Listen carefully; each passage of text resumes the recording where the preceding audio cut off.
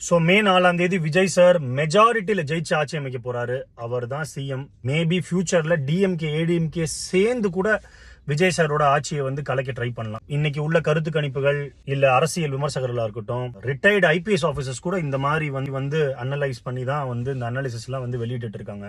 அதனால இந்த டிவிகே கட்சியோட ஆதரவாளர்கள் வந்து ஃபுல் ஆன் அந்த என்ஜாய்மெண்ட் மோட்ல இருக்காங்க. அவங்க மட்டும் இல்ல, சின்ன சின்ன குழந்தைங்க, சின்ன சின்ன பசங்க அந்த மோட்ல இருக்காங்க.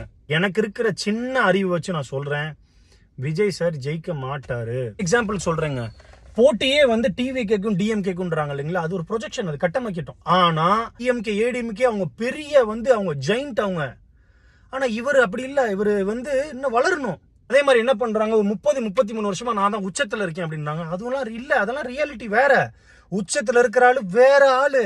அவரு வெர்சஸ் கமல், அவரு வெர்சஸ் விஜயகாந்த், அவரு வெர்சஸ் மோகன், அதுக்கப்புறம் ராமராஜன், அதுக்கப்புறம் கார்த்திக், பிரபு, பிரசாந்த், அஜித், விஜய்னு போயிட்டே இருக்குங்க. அது அவர் மாறல, அவர் அங்கேயே தான் இருக்காரு. அதனால இந்த சோசியல் மீடியாலயோ இந்த ஆன்லைன்லயோ இந்த ப்ரொஜெக்ட் பண்றது எல்லாத்தையும் நம்பாதீங்க. அவர்னால சிஎம் ஆக முடியாது, எதிர்கட்சி கூட ஆக முடியாது. 10 சீட் ஜெயிப்பான்றதே கஷ்டங்க, அவர் ஜெயிப்பார்ன்றதே கஷ்டங்க. விஜய் சாரோட தோல்வி வந்து ஒரு ஜெனரேஷனே வந்து அழிவின் பாதைக்கு கொண்டு போயிரும். வந்து கள்ள ஓட்டு போட்டுட்டாங்க பாத்தீங்களா, மிஷின்ல பிரச்சனை நடந்துச்சு, அப்படி பண்ணுவாங்க. தன்னை நடக்காத விஷயத்தை தன்னை போட்டு மென்டல் மாதிரி ஆயிடக்கூடாது யாரும். எப்படி பார்க்கணும் அப்படின்னா, விஜய் சார் வந்து ஜெயிச்சா சூப்பர், தோத்துட்டாரா அடுத்த எலெக்ஷன்ல பார்ப்போம், இப்படிதான் நீங்க போகணும்.